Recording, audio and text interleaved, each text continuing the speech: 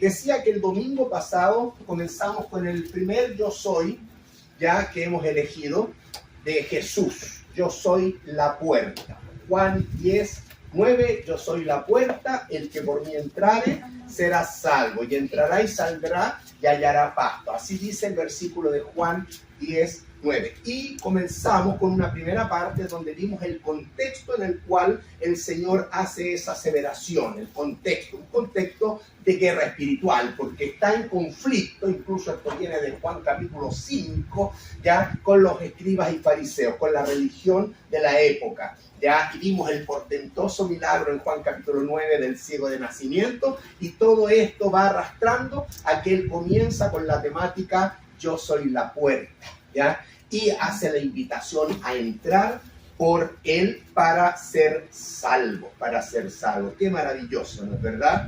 Ahora, luego del contexto vimos también lo que los judíos, porque principalmente el auditorio es de israelitas, pudieron entender. Y yo creo que cada uno de ellos, cuando escuchó de Jesús decir yo soy la puerta, ya se fueron a ese gráfico que Dios ya había dibujado ya en relación a cómo acercarse a Dios, porque cada parte del tabernáculo muestra cómo el hombre puede acercarse a Dios, y todo habla de Jesús.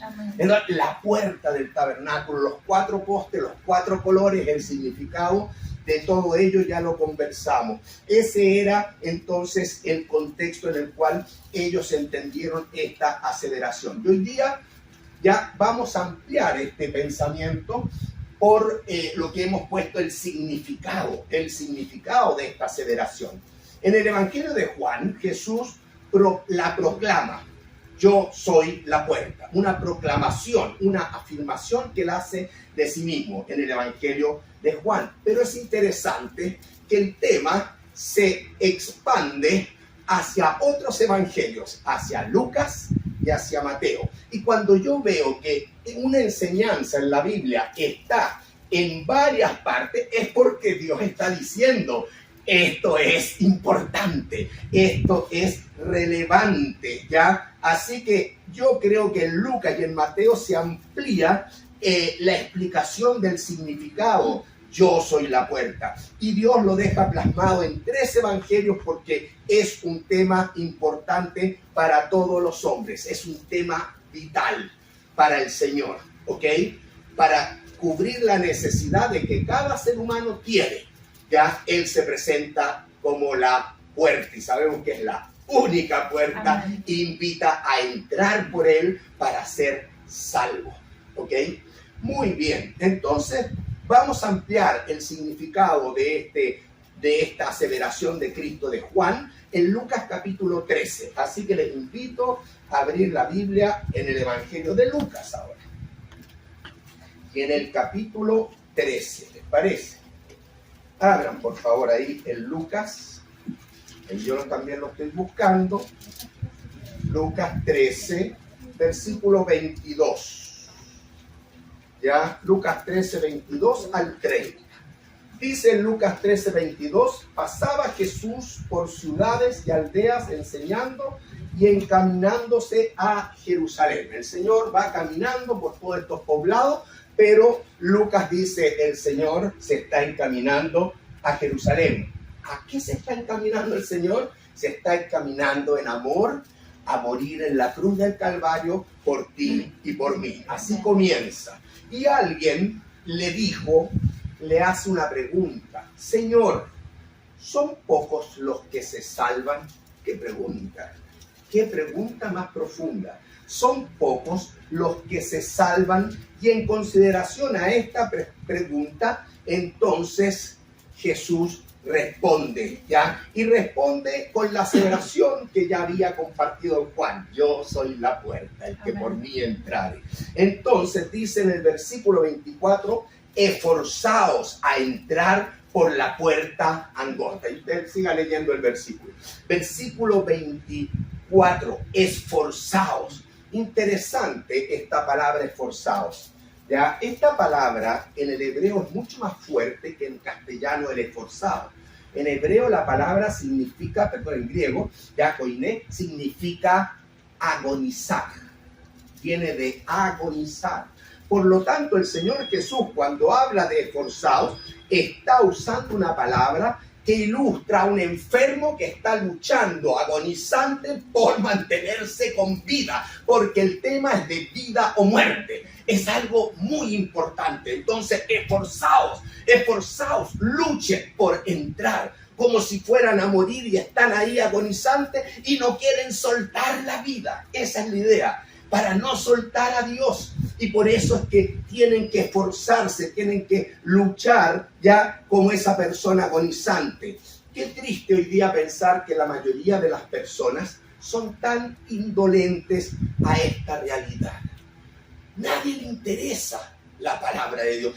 A muy poca gente le interesa la misma persona del Señor Jesucristo. Viven sus vidas como si Dios no existiera. Y Jesús dice: ustedes están en una situación de riesgo, tan agonizantes, tienen que luchar, tienen que esforzarse por entrar por la puerta. Y agrega, fíjense en el versículo, la puerta angosta, ¿ya? Jesús no está diciendo, miren, consideren esta situación. Jesús no está diciendo ni siquiera, preocúpense de entrar. No, está diciendo, agonicen por entrar. ¿Entendieron el significado? Hermano, es algo serio, ¿ya? Y el Señor entonces dice que hay que esforzarse, luchar por entrar por la puerta. ¿Ya? Esa es la invitación que el Señor hace, entrar por la puerta. Ya agrega, si usted vio, angosta. ¿Por qué agrega la palabra angosta? Porque esa palabra ya es la primera palabra con la cual Jesús responde la pregunta de la persona que le hizo. ¿Ya? ¿Cuál era la pregunta? ¿Quién la lee? Son pocos los que se salven. Miren, ustedes esfuércense por entrar por la puerta. Es angosta. Realmente está diciendo sí, son pocos los que se salvan, porque la puerta le da la característica no solamente de ser única como la puerta del tabernáculo, que era una sola. Yo soy la puerta, el que por mí entrare, una sola entrada al Padre, ¿ya? Sino que además es angosta. Es angosta porque va en contra de la naturaleza humana caída. El hombre, en su orgullo, en su altivez, él quiere controlar todo, incluso cómo entrar a Dios. Pero el Señor dice, no es así, ¿ya? Es humillándose, arrepintiéndose y cayendo a los pies de Cristo, la única puerta para entrar a la salvación. Así que Dios está hablando aquí básicamente de esta puerta angosta, así que incorpora la respuesta a esa pregunta de aquella persona. Son pocos los que se salvan. ¿Van bien, hermanos? Sí. Vamos entendiendo, está claro. Yo recuerdo cuando jovencito, no diga uno. En Chile no había universidades privadas, solamente había 2 o 3 universidades estatales. Y créanme que había 1 millón de personas, de alumnos jovencitos, con la esperanza de entrar a la universidad. Pero había que luchar. Había que luchar a través de una prueba que te daba el pase para entrar. Y del millón entraban 100, por así decir. Entonces era una lucha encarnizada para lograr tener futuro, una profesión, ¿ya? De la misma, con el mismo ímpetu. Yo recuerdo de esos años, de Jesús más aún dice que hay que entrar por la puerta. Hay que preocuparse de entrar con todo para que podamos tener salvación, ¿ya? En el versículo 24, sigo leyendo, esforzaos, quedó claro, a entrar por la puerta angosta, porque os digo que muchos procurarán entrar y no podrán. Porque el hombre, como decía, en su naturaleza trata de entrar a su manera.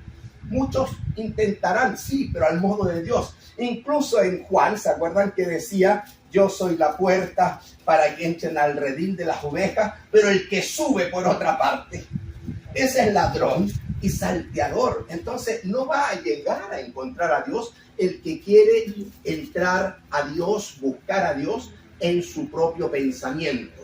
Y como sabe Dios que nuestra naturaleza caída tiene un vacío, el hombre se vuelca a la religión. y todos tratan de entrar a Dios por la religiosidad. Este mundo está lleno de religiones, hay más de 5.000 religiones en el mundo. Y uno se pregunta, ¿y qué le ha servido la religión al ser humano?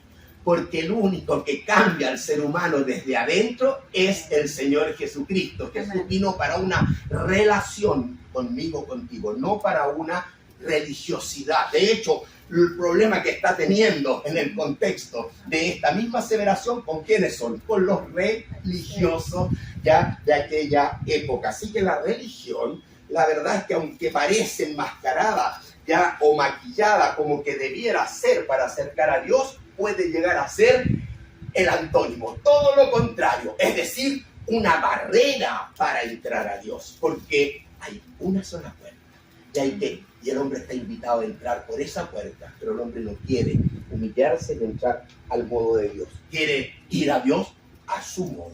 Y esto es muy antiguo. Ya, de hecho, el tabernáculo, este gráfico que hizo Dios le dijo a Moisés, tienen que hacerlo según el modelo que yo les mostraré. No se puede hacer, el tabernáculo no se podía hacer al modo humano, tenía que ser. Y todo es bajo la dirección del Dios soberano, del Dios todopoderoso. El hombre es su criatura, se tiene que adaptar. Esa es la palabra que le cuesta al hombre, adaptarse a el diseño de Dios, al modo de Dios. No, yo quiero mi modo, a mi manera, cantan por ahí algunos, ¿no es verdad? No, es al modo de Dios. Y eso queda claramente enseñado también en esta aceleración, ¿ya? Muchos van a tratar de entrar, pero por sus propios medios, en su propia forma, y no podrán. Después que el padre de familia, ¿ya?, se haya levantado y cerrado la puerta. El versículo 25 comienza con un después. ¿Después de qué, me pregunto? Y la respuesta es que Jesús, después de hacer la invitación, entrar, esfuércense por entrar por la puerta, dice, porque después viene un tiempo en que ya va a estar cerrada la puerta. Se refiere a que estamos en el tiempo de la gracia, donde todos libremente pueden entrar al Señor Jesucristo para ser salvos, ¿ya? Pero sabemos que estamos en los postreros días, que Cristo viene pronto, y cuando Cristo vuelve y regrese, la puerta se cerrará y no seguirá este mundo en el tiempo de la gracia, sino que comenzará el tiempo del juicio de Dios a un mundo incrédulo. Tiempo de juicio. Eso significa cerrar la puerta. Después que el padre de familia, que es el Señor, se levante y cierre la puerta. Cierre la puerta. Haya cerrado la puerta. Y aquí, hermanos, es interesante porque claramente, ya, cuando me habla de cerrar la puerta, yo inmediatamente me voy a un pasaje del Antiguo Testamento.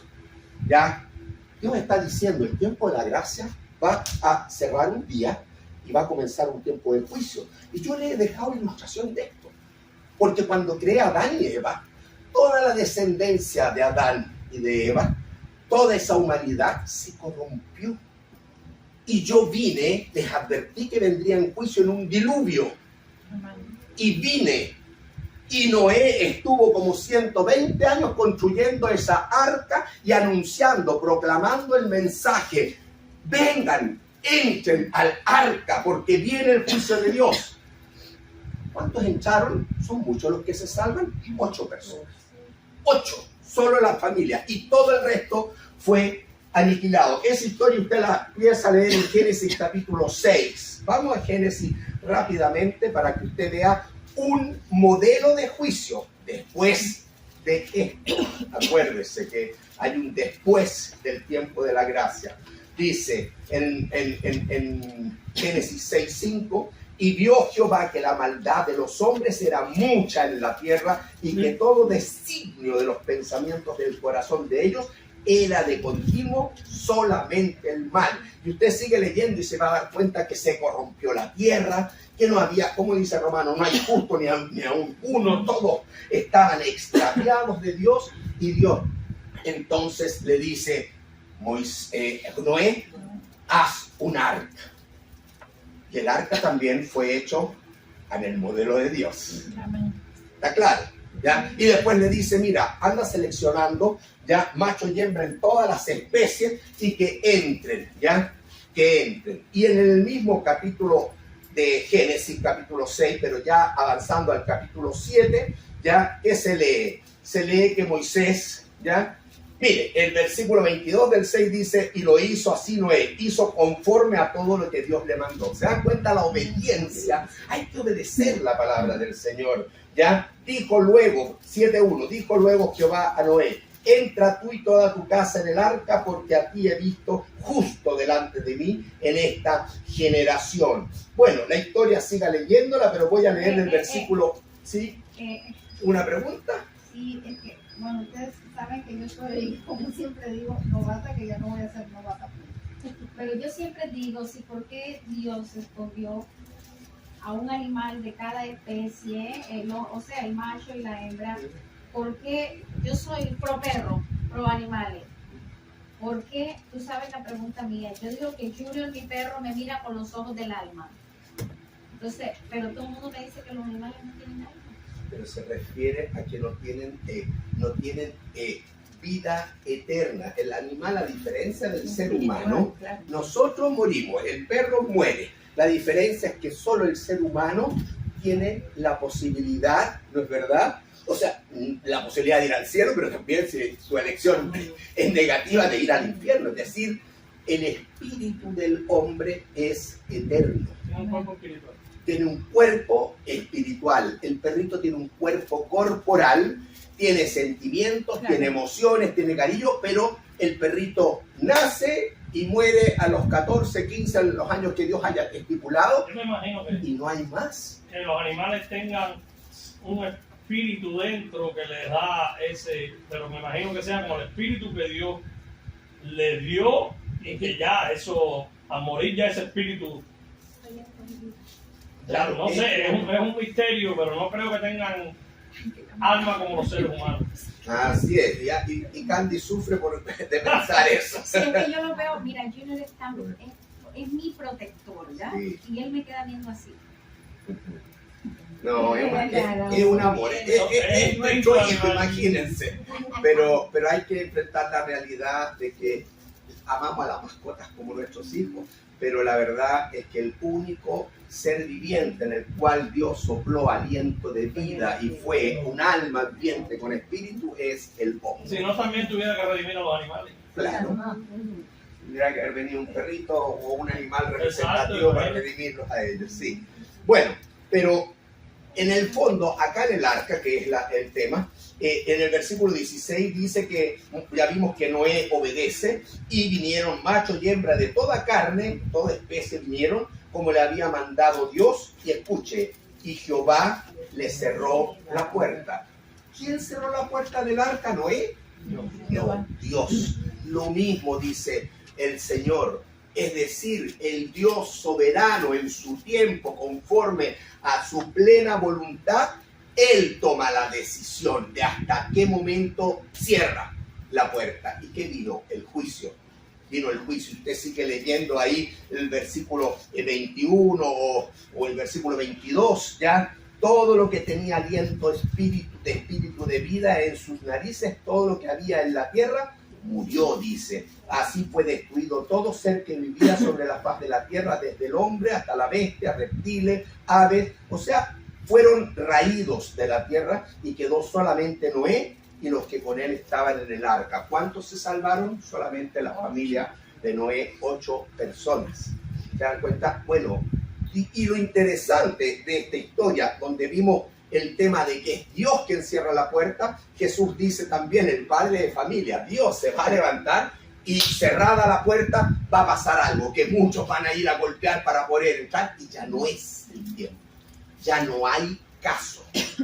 Dios dice que todo tiene su tiempo bajo el sol. Ahora, este pasaje que también es muy criticado por los críticos, donde dicen, no, yo no creo esa historia de Noé, etcétera, etcétera. Bueno, si no la cree, va a tener problemas con Jesús, porque Jesús sí la cree. Es más, la utiliza. En Lucas, el mismo pasaje de Lucas que estamos en 13, avanza un poquito al 17. Y Jesús compara la segunda venida, su segunda venida, lo compara con los tiempos de Noé. Es decir, la misma característica que Dios vio en la humanidad en la época de Noé va a ser más o menos similar antes de la venida de Cristo. ¿Cuál es la característica en los días de Noé? Maldad, violencia, delincuencia, corrupción. Es decir, el hombre no quería nada con Dios, se había pero enceguecido y corrompido en la más absoluta pobreza espiritual. Esa es la realidad. Y Jesús dice, capítulo 17, versículo 26, como en los días de Noé, así también será en los días del Hijo del Hombre. Así estará el ambiente en la humanidad cuando venga el Hijo del Hombre. ¿Qué pasó? Con Noé vino después el juicio. Lo mismo cuando venga el Hijo del Hombre, vendrá el juicio en este mundo. ¿Qué hacían? Comían, bebían, fiesta, casamiento, hasta el día que entró en el arca, vino el diluvio y los destruyó a todos. ¿Ya? Corrupción, violencia, delincuencia. Pero agrega Jesús, asimismo como sucedió en los días de Lot. O sea que los dos eventos para Jesús son históricos y reales. Él valida esos eventos. Tanto la época de Noé como la época de Lot y la destrucción de Sodoma y Gomorra. ¿Y qué va a pasar en el mundo? ¿Qué pasaba en la época de Lot? Era inmoralidad sexual específicamente. Todo el mundo se había volcado a pasiones desordenadas, incluso antinaturaleza. Lesbianismo, homosexualismo, pedofilia. La más aberrante de esa maldad ante el Señor. Así será. ¿Qué estamos viendo hoy día?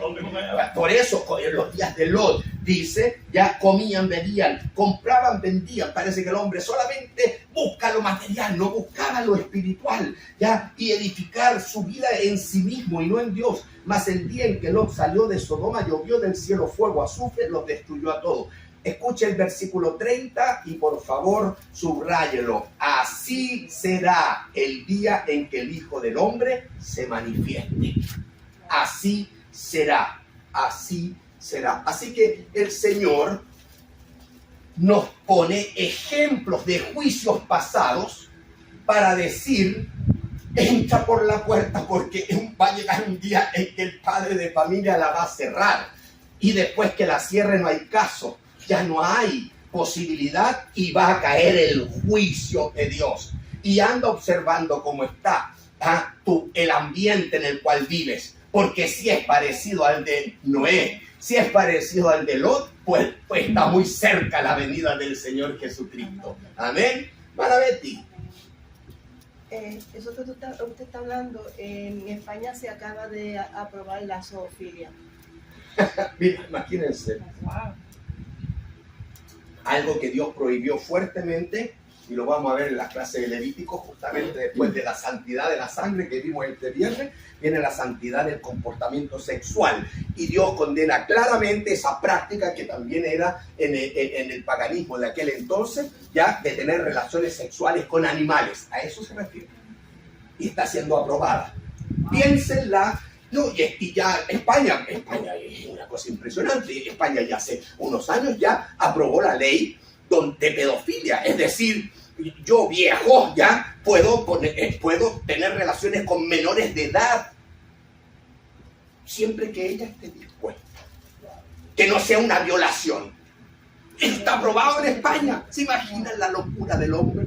Hermano, es triste, pero este mundo está totalmente igual y peor que la época de Noé y de Lot. Así que el Señor viene pronto. Yo creo que en esta época, disculpa que interrumpa, está peor que en esa época. Porque en esa época no existía la tecnología. Además, no existía la tecnología que existe hoy, claro. no existen tantas cosas que se hablan con respecto a eso. Sí. Que hoy se ha cambiado esto por el tiempo familiar y Bueno, muchas cosas más. Totalmente. Por eso les digo, la corrupción ya es global, es general, ya no quiero meterme en un tema, pero sí te lo voy a decir, ya que dices que este tiempo con la tecnología, pero había algo que tuvo ese tiempo que no está aún en este tiempo. Y ese algo es que Satanás quiso hacer un híbrido. entre ángeles y mujeres, para que no hubiese salvación. ¿Ya? Y eso, gracias a Dios que aquí hoy día no lo hay. Bueno, es un temazo en Génesis capítulo 6, pero algún día lo vamos a estudiar. Es muy interesante ese capítulo, muy interesante. Ya, de hecho, estoy leyendo el último libro del pastor Enzo que se llama Los Orígenes. Pues ahí explica claramente lo que estoy diciendo, pero con mucho más profundidad. No es el tema, no me desvíen. Miren, ustedes saben que yo soy bocón, enciendo con agua y me voy por cualquier lado. Ay, Señor. Ay, Señor. Bueno, volvamos a Lucas 13. Estábamos en Lucas 13, hermano. Ahí en el versículo 25, después que el padre de familia se haya levantado y cerrado la puerta. Y ya sabemos todo lo que eso significa. Significa que se cierra un periodo, pero se abre otro. Se cierra gracia, se abre juicio. ¡Qué terrible! Y estando fuera, el que se quedó fuera de la puerta, el que no entró por la puerta, va a empezar a llamar, a golpear la puerta. Señor, Señor, ábrenos. ¿Qué va a responder el Señor? No sé de dónde sois. No les conozco.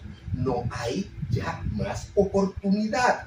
Entonces comenzaréis a decir, pero Señor, si delante de ti hemos estado, yo tenía mi práctica religiosa y Señor, acuérdate del sacrificio que hacía para ti, yo levantaba mandas para ti, yo iba y hasta me confesaba, hacía mucha liturgia. Y sucede que el Señor me va a decir ahí, os dirá, no sé de dónde soy. Versículo 27, apartaos de mí todos vosotros, hacedores de maldad. Allí el que se quede fuera va a un lugar que no es el cielo, no es en la presencia del Señor. Ya va al lugar de los muertos preparados ya como antesala para la inauguración del infierno. El infierno fue creado no para el hombre, el infierno fue creado para el diablo y sus ángeles. Pero dado que el hombre, en lugar de entrar a Dios por la puerta, ha seguido viviendo conforme al príncipe de la potestad del aire, al Dios de este siglo, y ha abrazado el camino de pecadores, el camino de Satanás, pues que siga su destino eterno con Satanás y se va al infierno. ¿Ok? Eso dice claramente la palabra del Señor. Y allí, versículo 28, será el llanto y el crujir de dientes cuando veáis a Abraham, a Isaac, a Jacob, a los patriarcas y a todos los profetas, los veas en el reino de Dios y vosotros estéis excluidos. El mensaje toma una connotación hacia Israel, porque cuando me habla de los patriarcas, inmediatamente es para Israel. Y vosotros, israelitas, estéis excluidos. Ustedes creen que están en el reino, que son parte del reino, pues están muy errados, porque por la religiosidad no se entra al reino. Entrad por la puerta. Yo soy la puerta. El que por mí entrare es Jesús. Hay algo ahí yo lo he oído varias veces, pero a veces todavía como que no lo tengo 100% claro. Está claro que la Biblia lo dice, que ahí será el lloro, el crujir de dientes, aquellos que no tuvieron la salvación por gracia. Tú dices que esos quedarán en el lugar de la antesala para ir al infierno. Sí. ¿Qué hay de los que tengan, a partir de ese momento se dieron cuenta, tuvieron toda una vida escuchando la palabra de Dios y vivieron vida tibia o doble o lo que sea, y en ese momento realmente dijeron, perdimos nuestro tiempo miserablemente y no buscamos a Dios y estuvimos jugando a ser cristianos y no lo fuimos, y nos arrepentimos de verdad? Por supuesto ya no va a ser por gracia. Esa parte, ¿realmente va a haber un remanente que se va a salvar o es solamente para el pueblo de Israel? ¿O va a ser a gentiles también? Ni para Israel ni para gentiles, que lo voy a responder. Yo quise explicar que una vez muerto el incrédulo va a lo que se llama en hebreo Seol y en griego Hades. Morada de los muertos condenados, lugar ya de inicio de tormento, para que cuando se inaugure el infierno sean trasladados después de la segunda resurrección, ya que es la segunda muerte, Apocalipsis capítulo 20, versículo 15 en adelante, el juicio del gran trono blanco, y no se halló escrito su nombre en el libro de la vida del Cordero, y fue lanzado al lago de fuego, que ya va a estar inaugurado para esa época. Porque estoy en Apocalipsis 20, porque en Apocalipsis 19 el infierno se inaugura con dos personajes, el anticristo y el falso profeta. ¿Ya? Esos son los que murieron antes del rapto. No, eso es después del rapto. O sea, después del rapto, los que mueran, todos van al Hades o al Seol. No, todos desde Génesis, Por eso, que se van al Hades y Seol si no aceptaron en fe a Dios. o sea, no va a haber posibilidad de salvación después del rapto para nadie. Después del rapto hay posibilidad, sí, A los que están vivos. hay Eso es lo que no he posibilidad, entendido, pero porque es como por fuego, ¿no? claro, es un periodo de juicio, porque Dios aún extiende la gracia. En los 7 años de la gran tribulación aún extiende la gracia. El instrumento que fue arrebatado fue la iglesia, y se fue el que detiene la maldad, que es el Espíritu Santo, que mora en nuestros corazones, porque nos vamos a la final trompeta. Perfecto, pero después de que la iglesia se fue arrebatada y el Espíritu Santo fue, ya en este mundo viene un proceso de juicio para Israel y para el cosmos satánico, para todo el mundo que ha seguido a Satanás. Viene un periodo de juicio, 7 años bajo el gobierno del anticristo, ¿ya? Y el falso profeta, ¿está claro? En ese periodo de juicio, ¿sí? ¿Se va a poder salvar una persona? Sí, porque Dios va a levantar un instrumento, ¿ya? Que va a ser sellado, que se llama 144,000 judíos, como también los dos, ¿ya? Los dos testigos, ¿ya? Que van a ser muertos pero van a resucitar. Pero piensa en 144,000 como misioneros como Pablo, llenos del Espíritu Santo, sellados para que no les haga daño el anticristo, y ellos van a proclamar el mensaje. Así que tanto mucho pueblo de Israel como muchos gentiles, pero bajo otro instrumento, van a llegar a ser salvos, pero a costa de perder la vida, porque no es gracia. Y van a haber muchos decapitados. O sea, elige: o te corto la cabeza, ya, o si me adoras a mí, va a decir la imagen del anticristo. Si una persona aceptó a Cristo y lo pillaron y está ahí su cabeza, si permanece fiel hasta la muerte y le cortan la cabeza, pero como creyente, él va a resucitar para la gloria de Dios. Pero va a ser a costa de perder la muerte, de perder la vida. ¿Se entiende? Voy a seguir contestando tu pregunta, Santo. Yo lo tenía, porque yo sabía que tú lo ibas a preguntar. Entonces, en el versículo, estábamos aquí, hermano, allí será el crujir. Voy a terminar, 28. Estamos hablando de un lugar de tormento, y estas personas que creen que estaban listas con Dios, como los fariseos, van a ver que se quedaron fuera, la puerta se cerró, y van a mirar y van a ver a los patriarcas, van a ver a los profetas, van a ver a sus coterráneos allá en el reino, y ustedes serán excluidos. Termina el versículo 28. Porque, escucha el 29, muy interesante, cortito. Porque vendrán del oriente, del occidente, del norte, del sur. ¿De dónde vendrán?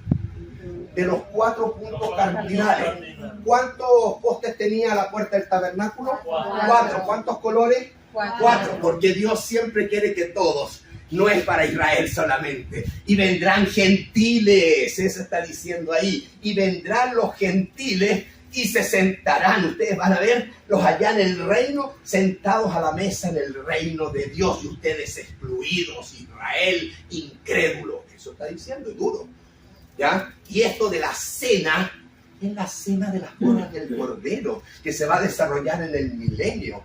Sí, las bodas del Cordero es un evento celestial. La iglesia se casa con el esposo, ¿correcto? Pero cuando el esposo viene a esta tierra a instaurar su reino con la iglesia, hay muchos invitados a la cena.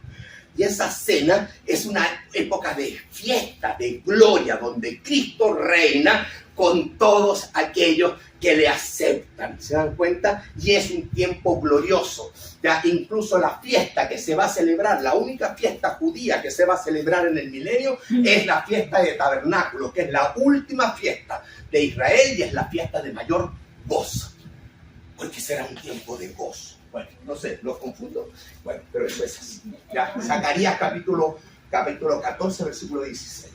Hermano, nada más que en el versículo donde dice, aquí será el llanto y subir de Ya. dientes. Cuando veáis a Abraham, a Isaac, a Jacob, Los o sea, pa- que los como patriarcas. ellos seguían y le dijeron a Jesús también, Somos hijos de Abraham. con orgullo. Entonces yo lo van a ver, pero no van a hacer nada. Claro. Quedaron en eso. Se quedaron en su religiosidad y la puerta se cerró. Y acá dice clarito que van a venir los gentiles. Ustedes serán excluidos y les va a arder la rabia, no solo cuando vean a los patriarcas, sino que más encima van a ver a los que ustedes llaman perros, a los gentiles que van a estar disfrutando del reino porque entraron por la puerta. Porque entraron por la puerta. ¿Se dan cuenta? Y por eso dice, he aquí, hay postreros. Ajá. Póngale gentiles. ¿Por qué hay gentiles? Porque ellos no tenían el pacto, no vieron el mar rojo abierto, no vieron el cordero pascual, porque ellos no tenían el testimonio, nunca tuvieron testimonio, como tuvo el privilegio Israel. Entonces hay postreros, los gentiles, que serán primeros, están ahí sentados gozando con el Señor. Y hay primeros, ustedes, Israel, pero Israel creyente, que serán postreros. ¿Se dan cuenta? Pero igual van a estar. Bueno, respuesta para Santoyo, avance a Lucas. Estoy en Lucas, ya, sigamos con Lucas capítulo 16. Me hacía una pregunta capciosa Santoyo, porque Santoyo es capcioso, ¿eh? Y en Lucas 16 está la respuesta. Y está la respuesta en una parábola que el Señor Jesús enseña. ¿Ya? De un hombre rico, poderoso, soberbio, ya que disfrutó la vida, y un pobre mendigo llamado Lázaro. Y sucede que murieron. ¿Ya? Y uno se fue al seno de Abraham, era hijo de Abraham, y se fue, era un hijo de fe, y se fue al cielo, por así decirlo, ¿verdad? El otro, sucede que se fue al Hades. Vamos al 16, expliquémonos un poquito, ¿ya? Ya, 22. Aconteció que murió el mendigo y fue llevado por los ángeles al seno de Abraham. Murió también el rico y fue sepultado. Y en el Hades, donde despertó el hombre rico, en el infierno. En el Hades, en el lugar de los muertos, previo a la inauguración del infierno, allí, ya en sufrimiento, este hombre alzó los ojos ¿hacia dónde? Hacia el cielo, hacia el seno de Abraham.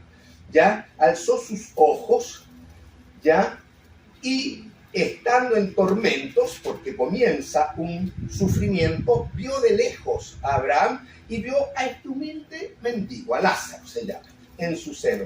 Entonces él, dando voces, dijo: Padre Abraham. Viene de Lucas 13, Abraham. Acuérdate que ahí estaba el judío aclamando, enorgullecido de Abraham. Padre Abraham, ten misericordia de mí. Sabes que incluso envía a Lázaro porque aquí estoy seco, mi lengua, Señor, se seca, hay mucho calor, que me dé un poquito de agua. Pero en la vida, el mendigo estaba queriendo alimentarse hasta de las migajas que caían de la mesa de este rico. Se da vuelta la tortilla, decimos en Chile, no sé si acá. ¿De qué manera? Ok. ¿Ya? Versículo 26. 25. Pero Abraham le dijo: Hijo, acuérdate que recibiste tu bien en tu vida y Lázaro también vale. Pero ahora Lázaro, el pobre, es consolado aquí y tú atormentado. Además de esto, y este es el versículo clave, además de todo esto que estamos conversando, una gran cima está puesta entre nosotros y vosotros, de manera que los que quisieren pasar de aquí a vosotros no pueden, ni de allá pasar acá. ¿Qué dice el Señor? Cuando se cerró la puerta, se cerró y ya no se puede pasar de un lado al otro. Es más, está diciendo entre este hombre que está en el Hades y este otro que se fue al seno de Abraham, hay una cima más grande, más alta y más larga que la muralla china. Hay una separación y nadie puede pasar de aquí para allá ni de allá para acá. Eso está diciendo. Ya la situación está consumada, según el Señor. Hay una cima y nadie puede pasar de un lado para otro. Entonces, cuando él supo esa realidad, estando en el Hades, ¿sabe lo que hace? este hombre rico, al verse ya en perdición y ya derrotado, o sea, se convenció que no hay modo. Hay una cima, no puedes pasar. Ya tuviste tu oportunidad. No entraste por la puerta. Entonces le dijo, te ruego, Abraham, por favor, ayúdame, te ruego. Ya yo me quedo, no, ya entiendo. Mi condenación es eterna. Pero Padre, te ruego, envía a la casa de mi padre, porque tengo 5 hermanos. Hermano, este es un versículo, a mí me conmueve, chiste. ¿Sabes? Porque yo le voy a hacer una pregunta a usted. Esa tenía 5 hermanos. ¿Cuántos hermanos tiene usted que no conocen a Cristo? ¿Cuántos hijos aún no conocen a Cristo? ¿Cuántos en este momento van a sufrir igual como esa persona? ¿Cuántos? ¿Cuántos vecinos? ¿Cuántos familiares? Este hombre, sufriendo esa realidad, dijo, envía a alguien, por favor, porque tengo hermanos. Ya, y que no quiero que vengan ellos a este lugar de tormento. Yo quiero que ellos se salven. Envía. Abraham le dijo, a Moisés y a los profetas tienen, ¿saben qué? Que escuchen la palabra de Dios y la obedezcan. No, es que yo sé que no, ellos no están ni ahí, ellos no quieren escuchar, ellos siguen viviendo en su pensamiento, son súper tercos, no lo van a hacer. Por favor, envía a alguien. Yo creo que si envías a alguien y ven a un resucitado o ven a un ángel, ahí ellos van a caer a ti. No, dice. El hombre no es salvo por milagros. Mira a Israel. El hombre es salvo por revelación. El hombre es salvo cuando entiende mi palabra y obedece mi palabra. Y yo les he dado mi palabra. Que escuchen y que acepten. Que entren por la puerta. Amén. Hermano, el pasaje es bravo, ¿ya? Así que ahí usted sigue y termina leyéndolo. ¿Entendió? Ahí está. Bien, me quedan 5 minutos más. Estamos con yo soy la puerta. Y estamos en la explicación, en la extensión del conocimiento de esta aseveración. En Lucas capítulo 13, ya lo vimos. Pero también el Señor la compartió para ampliarnos la enseñanza en Mateo capítulo 7. Y Mateo capítulo 7, vaya, versículo 13. Mateo 7, 13, vaya. Ahí. Este pasaje es muy importante entender que está en medio de uno de los sermones o el sermón más largo que está relatado ahí, o sea, transcrito en la Biblia, y quizás el más maravilloso, el Sermón del Monte. Amén. El Sermón del Monte que Cristo dio en un monte frente a una multitud, ¿ya? Abarca el capítulo 5, 6 y 7 de Mateo. Ahí usted encuentra el Sermón del Monte. Amén. Y dentro de ese sermón tan relevante de Mateo capítulo 7, en el versículo 13, el Señor Jesús da esta enseñanza sobre la aseveración que ya ha dicho. Yo soy la puerta, el que por mí entrare será salvo. Y Jesús dice, entrad. Hermanos, la gracia del Señor está abierta, pero un día se cerrará la puerta. Amén. ¿Ya? Y usted, igual como ese rico, tiene que ir tras su familia y hablarles de la palabra del Señor. Ese es un mensaje práctico hoy día para nosotros. Y orar mucho. ¿Ya? Amén. Jesús dijo, entrad por la puerta estrecha. Nuevamente, la puerta es estrecha. Es una sola y más encima para entrar ya choca con el orgullo del hombre, porque el hombre tiene que caer a los pies, humillarse, reconocerse pecador, ver el amor de Dios consumado en la cruz y aceptarlo. Y si no hace eso, no va a entrar por la puerta. Amén. Eso es entrar por la puerta estrecha. Y dice ahí, porque ancha es la puerta. ¿Cómo es la puerta de este mundo? Es ancha. Dice que es ancha la puerta y espacioso. ¿Cómo es el camino por el cual transita la mayoría de la humanidad? Espacioso, ancho, como dice. Muy bien, ¿ya? Pero este camino tiene un destino final. Y el destino final de ese camino del mundo sin Dios lleva a la perdición. Pero este camino lleva a la perdición. Y muchos son los que van transitando por él. Y muchos son los que han entrado ya desde el nacimiento. Pero tienen que hacer un cambio en algún momento de su vida y nacer de nuevo. Y eso se hace cuando abrazan a Cristo en fe. Y si no lo hacen, no entran por la puerta. Y van a seguir rumbo al destino que ya está trazado para todos aquellos ya que no aceptan a Jesucristo como Salvador y Señor, aquellos que no entran por la puerta. Porque estrecha, dice Jesús, es la puerta. Es una sola y es Él. Yo soy la puerta, el que por mí, subraye por mí.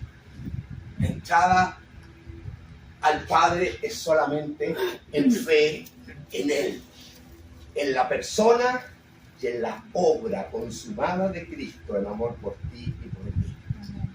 Así que Él dice, porque estrecha es la puerta, versículo 14, y angosto el camino, pero tiene un final. Lleva a la vida, lleva a la vida eterna, lleva a la presencia del Señor. Hermano, estamos en el camino, ya angosto porque entramos por la puerta, pero hay muchos que están por el camino ancho, y a ellos hay que llevarles el mensaje. Amén. Yo les dije que yo tuve dos propósitos para entregar este curso.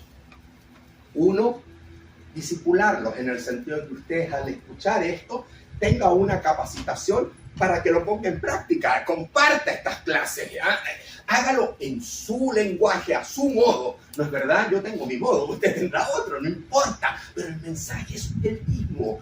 Compártalo, prepárese y comparta, ¿ya? Pero el segundo propósito es justamente para eso, para evangelizar, dije, para discipular y evangelizar.